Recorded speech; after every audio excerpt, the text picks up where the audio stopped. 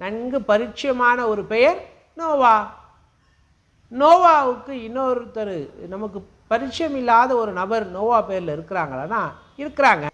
யோசுவாவின் புத்தகம் 17ஆம் அதிகாரம் 3ஆம் வசனத்தை நாம் வாசிப்போம். அப்படின்னா, எகிப்திலிருந்து கானானுக்கு புறப்பட்டு வந்த இஸ்ரவேல் மக்களுக்கு அந்த கானான் தேசம் பிரித்து கொடுக்கப்பட்டது.